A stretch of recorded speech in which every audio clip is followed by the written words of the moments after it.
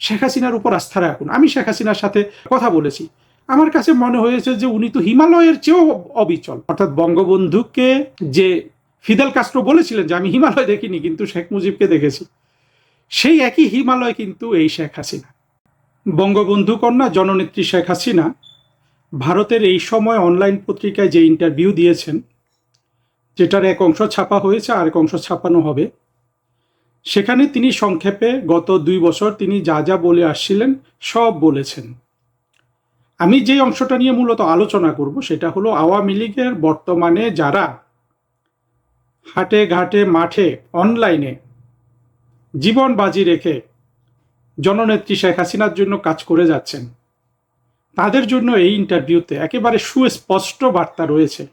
তাদের জন্য সুখবর, এবং তাদের যে দুর্দিন আর বেশি দিন নাই সেই বিষয়টা নিয়ে একটু আলাপ করব। শেখ হাসিনা কি বলেছেন? তিনি বলেছেন তিনি এখন অবসরে যাচ্ছেন না। সজীব ওয়াজেদ জয় একবার তার অবসরের কথা বলেছিলেন বা একাধিকবার বলেছিলেন, সেটা তিনি স্পষ্ট করেছেন এটা হলো তার দীর্ঘদিনের আকাঙ্ক্ষা। এটা তো সত্য কথা যে শেখ হাসিনার আমাদের কাছ থেকে পাওয়ার কিছু নাই, তিনি অবসরে যাবেন, এটাই তো সত্য কথা। কিন্তু 5 আগস্ট জঙ্গি উত্থান, স্বাধীনতা বিরোধী মৌলবাদী শক্তি দ্বারা বাংলাদেশ দখল, সবকিছু কিন্তু ওলটপালট করে দিয়েছে। এখন বাংলাদেশের মানুষ বিপদগ্রস্ত, বাংলাদেশের গণতন্ত্র ধ্বংস করা হয়েছে, বাংলাদেশের স্বাধীনতা বিরোধীরা ক্ষমতা দখল করেছে। এই অবস্থায় তো বঙ্গবন্ধু কন্যা অবসরে যেতে পারেন না। তিনি নেতৃত্বের বিষয়ে বলেছেন যে দলের নেতৃত্বে আসবে তরুণরা। তিনি একটা সুন্দর কথা বলেছেন যে আওয়ামী লীগ একটা প্রাকৃতিক শুদ্ধকরণের মধ্য দিয়ে যাচ্ছে। এই বার্তাটা একেবারেই সুস্পষ্ট। সেটা হলো যে 5ই আগস্ট জঙ্গি উত্থানকালে বাংলাদেশ নামক রাষ্ট্রটি যা বঙ্গবন্ধু সৃজন করেছেন, যা শেখ হাসিনা গঠন করেছেন, সেটা যে সময় সবচেয়ে বেশি আক্রান্ত, সেই সময়ে আওয়ামী লীগের কোন নেতারা শেখ হাসিনার থেকে দূরত্ব বজায় রেখেছিলেন, কারা আগে আগে দেশ ছেড়েছিলেন, কারা বিপদ টের পেয়ে নেত্রীর কাছাকাছি না গিয়ে নিরাপদে চলে গিয়েছিলেন, এগুলো তো আমি আপনি না জানি, নেতৃত্ব ঠিক মতোই জানেন। তিনি তাদের কথা ইঙ্গিত করেছেন, আরও ইঙ্গিত করেছেন তাদের কথা, একেবারে খুব সুন্দরভাবে বলেছেন। আমার তো এই ইন্টারভিউ পড়ে আমি এতটাই আবেগ আপ্লুত হয়েছি যে অনেকটা কি বলবো যে অশ্রুরুদ্ধ হয়েছি, কিন্তু সেটা তো আর এইভাবে বলার বিষয় না। বিশেষ করে প্রধানমন্ত্রী শেখ হাসিনার যে ব্যক্তিগত অনুধাবন 5ই আগস্টের ঘটনা এবং পরবর্তী বাংলাদেশের বিপদ সম্পর্কে, সত্যি সেই বিষয়ে তিনি কতটা জাগ্রত, কতটা সজাগ, এটা কিন্তু এই ইন্টারভিউতে উঠে এসেছে। ফলে তিনি বলেছেন যে যারা এই আওয়ামী লীগ সংগঠনকে ব্যক্তিগত উন্নতির জন্য ব্যবহার করেছে, তারা 5ই আগস্টের এই দুর্ঘটনার মধ্য দিয়ে কিন্তু ছিটকে পড়েছে। এদের অনেকেই আর ধারে কাছে আসতে পারে নাই, অনেকে চুপ মেরে গেছে, এইসব কথা কিন্তু এখানে আছে। এবং তিনি কাউকে অসম্মান করেননি। তিনি বলেছেন যে আওয়ামী লীগের তিনি তরুণ নেতৃত্ব চান, কিন্তু আওয়ামী লীগের যারা প্রবীণ নেতৃত্ব আছেন, যারা জেলে আছে, তাদের যে ব্যক্তিগত জীবনের যে অভিজ্ঞতা, তাদের যে রাজনৈতিক অর্জন, সেগুলোও তো দলের কাজে লাগবে, এটাও তিনি বলেছেন। এবং দলের মধ্যে বর্তমানে প্রাকৃতিক শুদ্ধিকরণ চলছে, অর্থাৎ 25শে আগস্টের জঙ্গি উত্থান, বাংলাদেশের বিপর্যয়, আওয়ামী লীগের সাময়িক বিপর্যয়, যেটাকে আসলে আমি বিপর্যয় হিসাবে কখনোই দেখিনি, আমরা অনেকেই দেখিনি। আমরা মনে করি যে এইটা একটা পরীক্ষা হিসাবে এসেছিল। এই পরীক্ষায় আওয়ামী লীগ নামক তরণীতে যারা শুধু ব্যক্তি স্বার্থ হাসিলের জন্য উঠেছিলেন, তাদেরকে চিহ্নিত করার কিন্তু এটা একটা বড় পরীক্ষা ছিল। সেই পরীক্ষায় কে পাশ করেছে, কে ফেল করেছে, জননেত্রী শেখ হাসিনা তো এটা দেখেছেন। প্রাকৃতিক শুদ্ধকরণ হয়ে যাচ্ছে, অর্থাৎ বর্তমানে যে আওয়ামী লীগ আমরা পেতে যাচ্ছি, আমরা তো পেয়েই গেছি, কিন্তু সাংগঠনিকভাবে যারা সামনের সারিতে থেকে এই দলটাকে নেতৃত্ব দিবেন আগামী দিনে, সেইখানে জননেত্রী শেখ হাসিনা সুস্পষ্ট করে দিয়েছেন। তিনি যে প্রক্রিয়ার কথা বলেছেন, তিনি কাউন্সিলের কথা বলেছেন, অর্থাৎ প্রতিটা স্তরে পার হয়ে সেখানে বিশুদ্ধ আওয়ামী লীগের কর্মীরা, যারা দেশের জন্য আওয়ামী লীগ করে, যারা মুক্তিযুদ্ধের জন্য আওয়ামী লীগ করে, যারা বঙ্গবন্ধুকে ভালোবেসে আওয়ামী লীগ করে, এবং আমি একটু যোগ করতে চাই যারা শেখ হাসিনাকে ভালোবেসে আওয়ামী লীগ করে, তারাই কেবল সেখানে স্থান পাবে, বাকিরা কিন্তু পাবেন না। ফলে আমাদের একের বিরুদ্ধে অন্যের আসলে কুৎসা রটানোর দরকার নেই, কারো বিরুদ্ধে ক্ষোভ ঝাড়ার দরকার নেই। জননেত্রী শেখ হাসিনা কিন্তু সব দেখছেন, উনি কিন্তু সব অবলোকন করছেন। আর আজকে মাঠের যেসব কর্মীরা কত আছে, খুব বেশি না কিন্তু, যারা লিডিং পজিশনে আছে আর যারা সমর্থন করছি আমরা কত লক্ষ কোটি, সেভাবে তো আমরা বাংলাদেশের 10 কোটি মানুষ এখন শেখ হাসিনার পেছনে কাতারবদ্ধ। এবং একটা জিনিস আপনারা খেয়াল করবেন, বঙ্গবন্ধুর পরে এই ভূমিতে বর্তমানে শেখ হাসিনা যে জনপ্রিয়তা ধারণ করছেন, যেই জনপ্রিয়তা উনি পাচ্ছেন, সেটা কিন্তু বঙ্গবন্ধুর পরে আর কারো পক্ষে এই বাংলাদেশে সেটা করার আর সুযোগ হয় নাই। আমরা অনেককে আসতে দেখেছি, অনেককে যেতে দেখেছি, কিন্তু শেখ হাসিনা কিন্তু রয়ে গেছেন অবিচল। এই 10 কোটি মানুষের আসলে ভবিষ্যৎটা আমি অত্যন্ত উজ্জ্বল দেখতে পাচ্ছি। একটা জিনিস তো আপনারা জানেন যে শেখ হাসিনা এবং আওয়ামী লীগের বাংলাদেশের অর্থনীতি নির্মাণের যেই দক্ষতা, যেই সাফল্য, এটা কিন্তু বাংলাদেশের স্বাধীনতা বিরোধী মৌলবাদীদের থাকা তো দূরে থাক, তারা এটা ঋণাত্মকটা করে, এসেই তারা অর্থনীতিটা ধ্বংস করে দেয়, যেটা আমরা 24-এর জঙ্গি উত্থানের পর দেখেছি। ফলে আজকে যারা আওয়ামী লীগের পেছনে আমরা কাতারবদ্ধ আছি, সেই 10 কোটি বাংলাদেশের জনগণ, আমি এদের প্রত্যেকের জন্য কিন্তু একটা সুদিন, একেবারে আলোকিত একটা ভবিষ্যৎ আমি দেখতে পাচ্ছি। শেখ হাসিনা বলেছেন তিনি মুক্তিযুদ্ধের পক্ষের জন্য, অর্থাৎ বাংলাদেশকে মুক্তিযুদ্ধের পক্ষে, অর্থাৎ বিরোধীদের উনি এবার দমন করবেন। দমন কথাটা ওইভাবে আসেনি জননেত্রীর কথায়, কিন্তু আসলে তো দমন করতে হবে।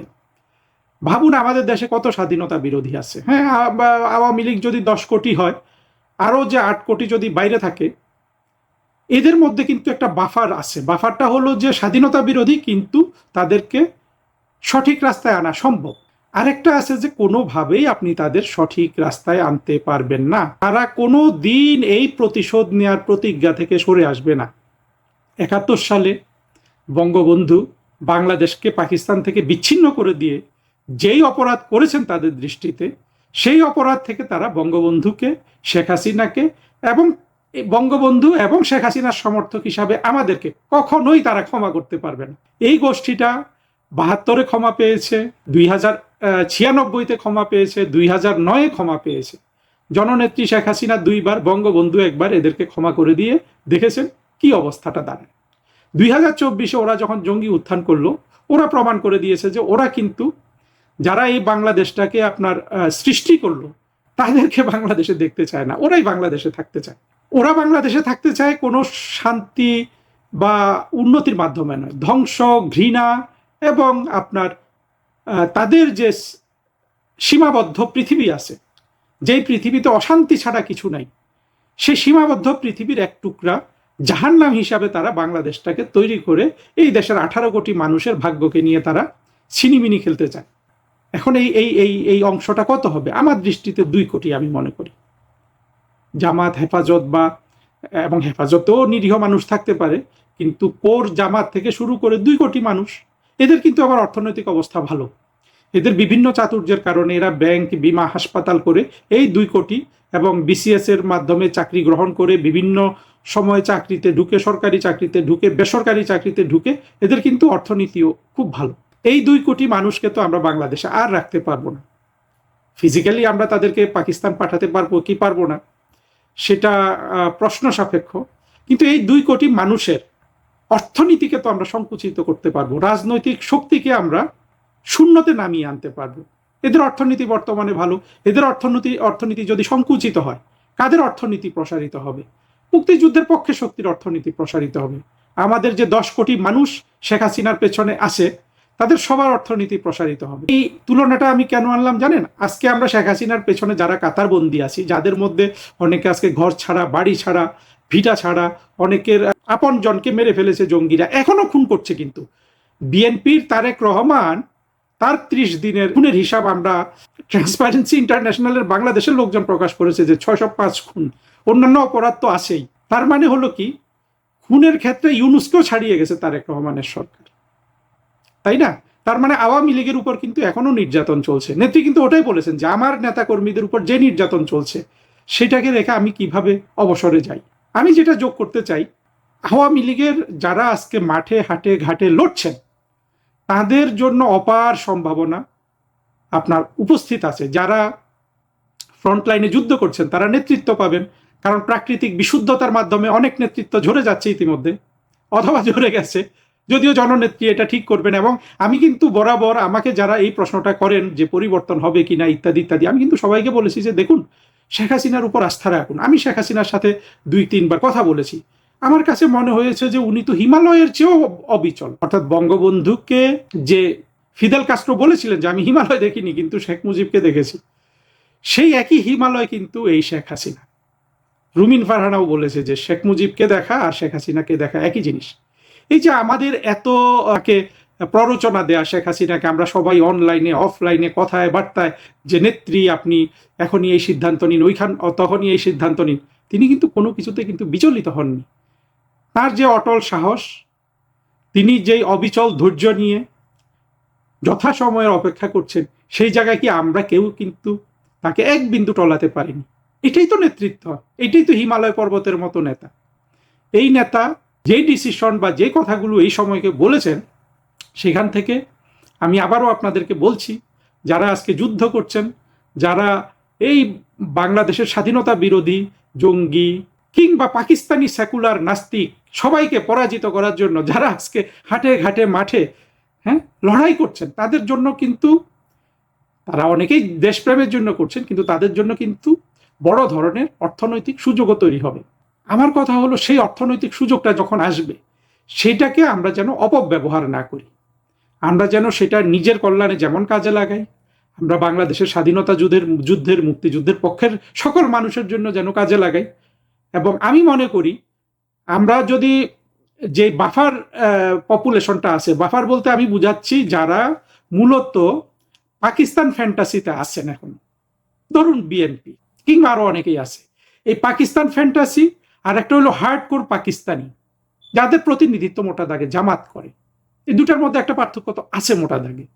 হার্ডকোর পাকিস্তানিদেরকেই যদি আমরা বাংলাদেশ থেকে শূন্য করে দেই, সেখান থেকেও কিন্তু আমাদের হাতে অর্থ সম্পদ আসবে, আমাদের হাতে নেতৃত্ব আসবে, আমাদের হাতে দায়িত্ব আসবে। সেই সময়ে যেন আপনারা ভুলে না যান যে এটা একটা আমানত। এটা এমন নয় যে স্বাধীনতা বিরোধীদের যে অর্থনৈতিক সুযোগগুলো ছিল সেগুলা দখল করে আপনি ভোগ করবেন না, আপনি এটাকে আমানত হিসাবে দেখবেন।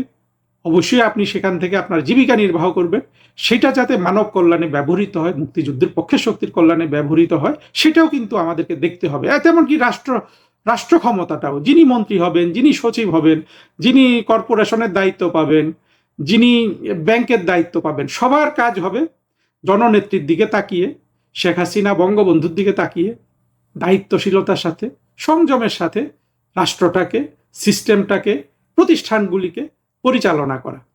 এবং আমরা যদি এই দিকটা খেয়াল রাখি, একই সাথে আমরা যেমন মুক্তিযুদ্ধ বিরোধী সে হার্ডকোর 2 কোটি পাকিস্তানবাসীকে, যারা মননে পাকিস্তানি মগজে পাকিস্তানি, তাদেরকে ফিজিক্যালি পাকিস্তানে পাঠানোর চেষ্টা করা যেতে পারে। সেটা কতটা বাস্তবসম্মত, কতটা সম্ভব সেটা জানি না, কিন্তু তাদেরকে আমরা যদি শূন্য করে দেই, এভাবে যদি আমরা তাদেরকে বাংলাদেশের দ্বিতীয় শ্রেণীর নাগরিকে পরিণত করি এবং সারা বিশ্বকে একসাথে আমাদের সাথে যুক্ত করব আমরা এই কাজে, এবং এটা সম্ভব, কারণ এটা মৌলবাদী। এদেরকে সারা পৃথিবীর সব জায়গায় মেরে ফেলা হয়। সৌদি আরব এদেরকে যেমন মারে, পাকিস্তান যেমন মারে, মার্কিন যুক্তরাষ্ট্র এদেরকে মারে, রাশিয়া মারে, চীন মারে, ভারত মারে, এমন কোনো রাষ্ট্র নাই বাংলাদেশ ছাড়া এদেরকে গুলি করে মেরে ফেলা হয় না।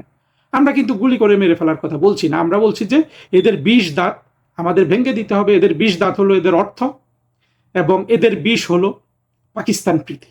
এদের 20 আমাদের তুলে নিতে হবে। সেটা হলো যে এদের রাষ্ট্রীয় কোনো ধরনের আপনার চাকরি বাকরি কেউ এদেরকে দিতে পারবে না। এবং পাকিস্তানি সেকুলাররা, আপনাদের কি মনে হয়, ধরুন আমরা যখন বাংলাদেশের রাষ্ট্র ক্ষমতায় আবার অধিষ্ঠিত হব, এই যে প্রথম আলো, ডেইলি স্টার, এই মাহফুজানা, মতিউর রহমান চৌধুরী, এরা পত্রিকাগুলোর সম্পাদক থাকতে পারবে? মোজাম্মেল বাবুর কি 71 টেলিভিশনের সিইও থাকতে পেরেছেন? তাকে জেলে নেওয়া হয়েছে না? তার এই যে কষ্টে গড়ে তোলা 71 টিভি জঙ্গিরা দখল করে ফেলেছে না? তারাই তো আমাদের রাস্তা দেখিয়েছে। ফলে যেই বাংলাদেশ হতে যাচ্ছে, সেখানে কি আজকে যারা ইন্টেলেকচুয়াল আছেন, যারা কবি সাহিত্যিক আছেন, যারা সাংবাদিক আছেন, যিনি যেই ফিল্ডে আছেন, সবার জন্য কিন্তু আপনার একটা বড় ধরনের অর্থনৈতিক পোটেনশিয়ালও কিন্তু অপেক্ষা করছে। তখন আপনি সেটার অপব্যবহার যদি করেন, আবার কিন্তু আপনি জননেত্রী শেখ হাসিনার সাথে বিশ্বাসঘাতকতা করলেন, আপনি আবার আরেকটা 5ই আগস্ট বীজ বুনে ফেললেন। আমার স্বনির্বন্ধ অনুরোধ যে আমরা সবাই এই প্রতিজ্ঞা করি আমরা বাংলাদেশে ফিরে এসে বাংলাদেশটাকে সম্পূর্ণরূপে নিজের স্বার্থ ত্যাগ করে আমরা বাংলাদেশের স্বার্থে ব্যয় করব। বাংলাদেশের স্বার্থে আমরা স্বাধীনতা বিরোধীদের সম্পদ রাষ্ট্রীয় আইনের মাধ্যমে কিংবা বিভিন্ন বৈধ ব্যবস্থার মাধ্যমে ওদেরকে আমরা রাষ্ট্রীয় সম্পদ থেকে উৎখাত করব। সেই সম্পদ আমরা আবার জনকল্যাণে ব্যয় করব। আর যেগুলো ইন্টেলেকচুয়াল প্রপার্টি আছে সেগুলোকে আমরা স্বাধীনতা যুদ্ধের, মুক্তিযুদ্ধের, বঙ্গবন্ধুর চেতনায়, শেখ হাসিনার চেতনায় গড়ে তোলার জন্য আমরা সেই রকম মানুষ তৈরি করব, শিক্ষিত, আদর্শ, দেশপ্রেমিক, ঠিক শেখ হাসিনার মতো অবিচল মানুষ। আমরা হাজার হাজার, লক্ষ লক্ষ নরনারী, ছাত্রছাত্রী সব আমরা কিন্তু তৈরি করব। আমি ভীষণ খুশি জননেত্রী শেখ হাসিনার এই ইন্টারভিউটা পড়ে। আমি নিশ্চিত এটা আপনাদের সবাইকে উদ্বুদ্ধ করেছে। আগামী দিন যেটা আসে সেটা নিয়েও কথা বলবো, কিন্তু আমি সবার সুদিন দেখতে পাচ্ছি, এতটাই সুদিন দেখতে পাচ্ছি যে আমি ভেতরে ভেতরে আবেগে আপ্লুত, যেমন তেমনি অনেক আনন্দে আমি আনন্দিত, এবং পুলক আমার মধ্যে সব দিক থেকে আমাকে এখন আমি অনুভব করছি এমন একটা পুলক যে আমাদের সুদিন এত দ্রুত আসবে। মাত্র এখনো তো 2 বছর যায়নি, অগাস্ট জুলাই এই জঙ্গি উত্থানের 2 বছর তো এখনো সামনে পড়ে আছে। তার আগেই কিন্তু এই জঙ্গিদের, জুলাই জঙ্গিদের এবং যারা জুলাই জঙ্গি কোয়ালিশনে অংশগ্রহণ করেছে তাদের ভাগ্য নির্ধারিত হয়ে গেছে। হ্যাঁ, আপনারা বলতে পারেন যে আমি প্রিম্যাচিওর কথাবার্তা বলছি, এখনো তো কিছুদিন অপেক্ষা করতে হবে। হ্যাঁ হবে, সেটা সম্পর্কে আমি সচেতন আছি। আমি কথাগুলো বলছি, আমরা দেখেন শেখ হাসিনার যে অর্জন ছিল 17-16 বছরে, যেগুলো কালিমা লিপ্ত করেছে জঙ্গি, স্বাধীনতা বিরোধী, মৌলবাদী শক্তি পিনাকি, ইলিয়াস মাহমুদুর রহমানের মতো জঙ্গিরা অপপ্রচার দিয়ে, সেটা তো আমরা রুখতে পারিনি। অর্থাৎ আমাদের প্রচার যন্ত্রটা ছিল দুর্বল, আমরা সেই দিকে খেয়াল করিনি, আমরা শুধু রাষ্ট্রের উন্নতিতে সময় ব্যয় করেছি। আমি যদি কোনো জায়গায় শেখ হাসিনার হাতকে শক্তিশালী করতে চাই, আমি এই জায়গাটাতেই কাজ করতে চাই যে আমাদের কমিউনিকেশনটা মানুষের সাথে, সেই গ্যাপটা যেন আর না হয়।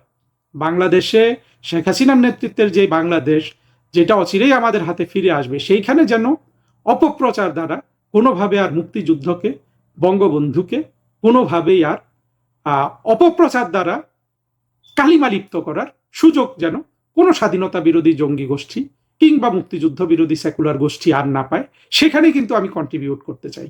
সবাইকে ধন্যবাদ।